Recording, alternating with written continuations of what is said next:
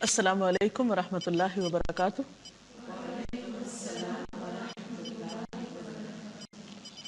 نحمده ونصلي على رسوله الكريم، اما بعد فاعوذ باللہ من الشیطان الرجیم، بسم اللہ الرحمن الرحیم۔ رب اشرح لي صدری ويسر لي امری واحلل عقدۃ من لسانی یفقهوا قولی۔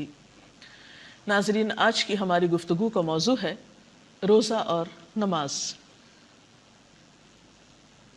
عام طور پر یہ بات دیکھنے میں آئی ہے کہ رمضان المبارک میں بہت سے لوگ روزے کا اہتمام تو کرتے ہیں، سحری اور افطاری کا اہتمام بھی ہوتا ہے، لیکن نماز سے غفلت برتتے ہیں۔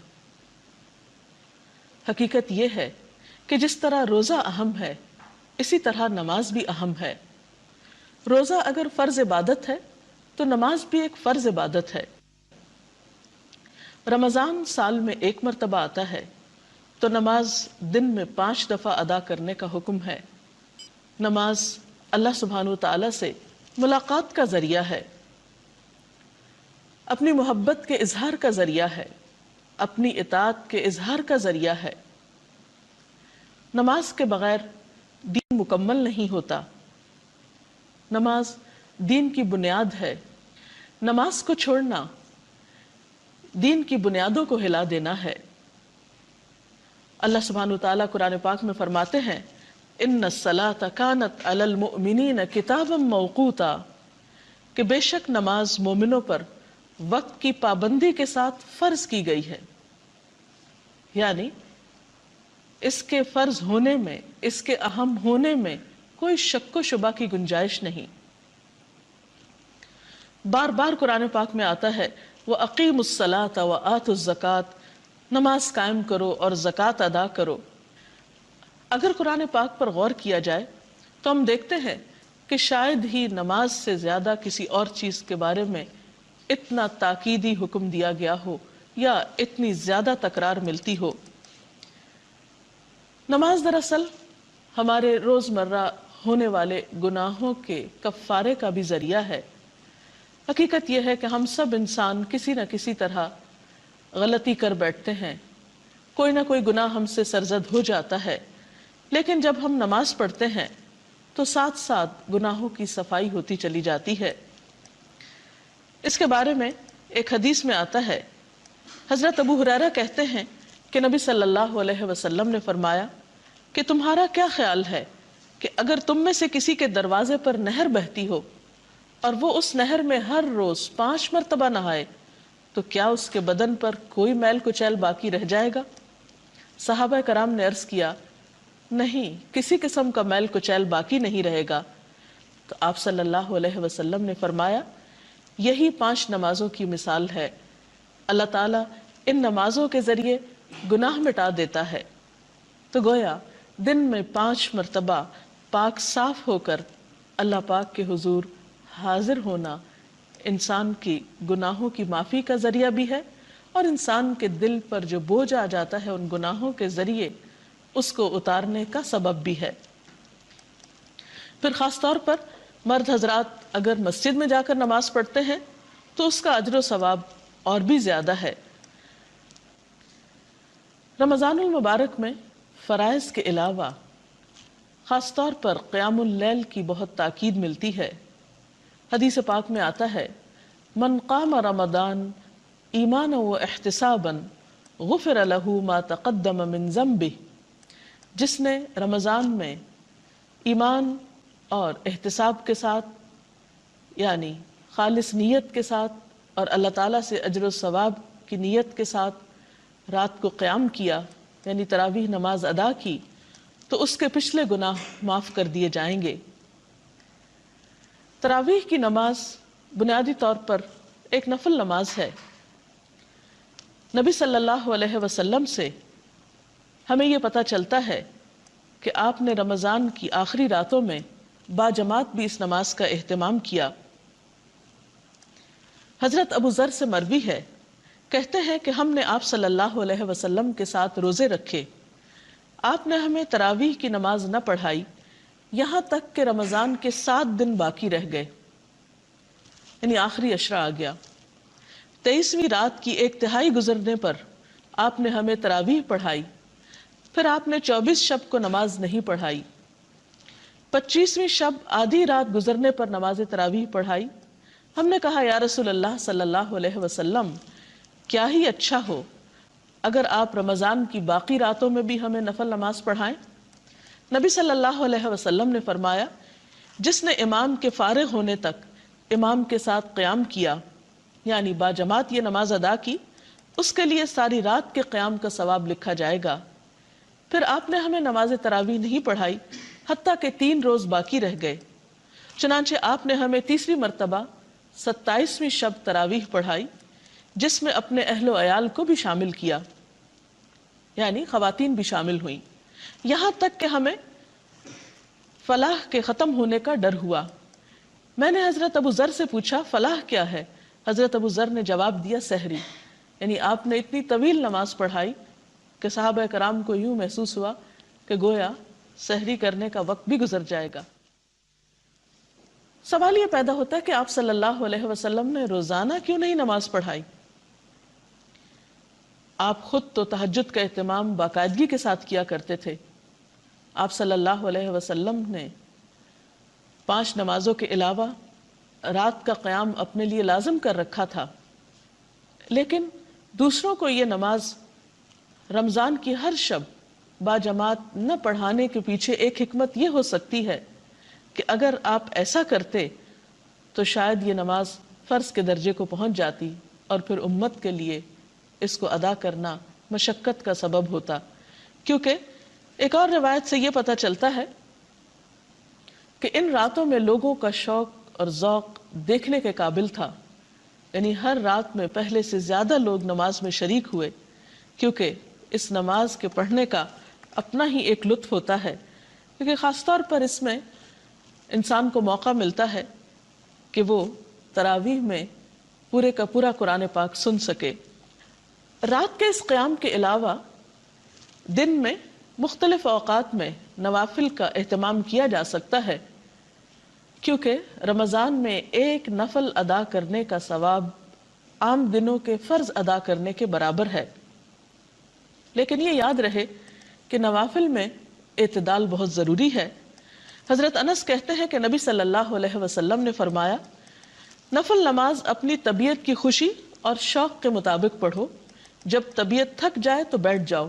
اس سے یہ بھی پتہ چلتا ہے کہ نفل نماز بیٹھ کر بھی ادا کی جا سکتی ہے، اور جتنی کسی کی استطاعت ہو اس کے مطابق۔ حضرت عائشہ کہتی ہیں کہ نبی صلی اللہ علیہ وسلم نے فرمایا، اپنی ہمت کے مطابق عبادت کرو، اللہ تعالیٰ کبھی نہیں تھکتا، یعنی وہ اجر دینے سے نہیں تھکتا جب کہ تم تھک جاتے ہو، یعنی ایسا نہ ہو کہ تم ایک کام شروع کرو اور اتنا زیادہ شروع کر دو کہ پھر اس کو نبھا نہ سکو، تو یہ عمل پسندیدہ نہیں۔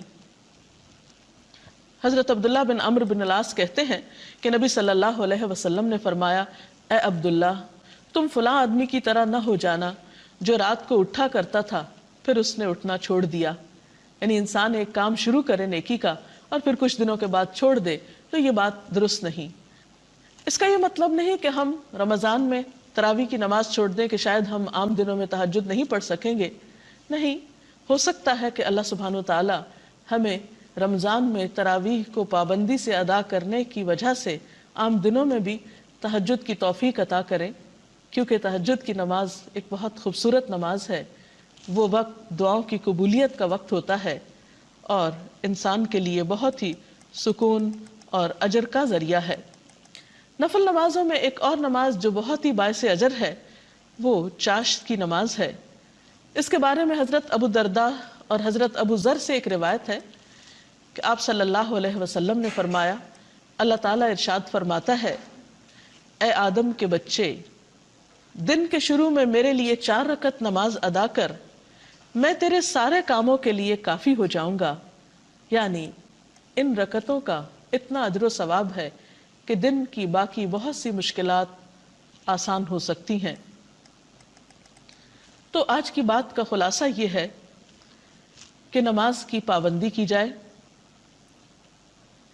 اگر کوئی شخص نماز ادا نہیں کرتا تو اسے یہ بات اچھی طرح معلوم ہونی چاہیے کہ وہ اللہ تعالیٰ کے حق میں ایک بہت بڑی کوتاہی کا مرتکب ہو رہا ہے۔ نماز کا چھوڑنا گناہ کبیرہ ہے۔ انسان سوچے تو اللہ سبحانہ و تعالیٰ نے ہمیں کتنی بے شمار نعمتیں دے رکھی ہیں۔ ہمارا یہ وجود، کھانے پینے کی نعمتیں، یہ زمین، یہ آسمان، یہ سب کچھ اس نے ہمارے لیے پیدا کیا۔ سب کچھ اس سے لے کر پھر آخر ہم اسی کو یاد کیوں نہیں کرتے؟ کیونکہ اس کا حکم ہے کہ اقم الصلاۃ لذکری، نماز میری یاد کے لیے قائم کرو۔ یہ یاد کرنے کا، اس کی ملاقات کرنے کا ایک بہترین طریقہ ہے، اور اگر ہم اس کو اس کے بتائے ہوئے طریقے کے مطابق یاد نہیں کرتے تو یہ اس کی رضامندی حاصل کرنے کا ذریعہ نہیں ہو سکتا۔ اسی لیے ہم دیکھتے ہیں کہ نبی صلی اللہ علیہ وسلم نے اسے اسلام اور کفر کے درمیان ایک حد فاصل قرار دیا، پھر اسی طرح آپ نے اسے دین کا ستون قرار دیا۔ پھر اسی طرح ہم دیکھتے ہیں کہ قرآن پاک میں نماز نہ پڑھنے والوں کے لیے بہت وعید آئی ہے۔ اللہ تعالیٰ کا ارشاد ہے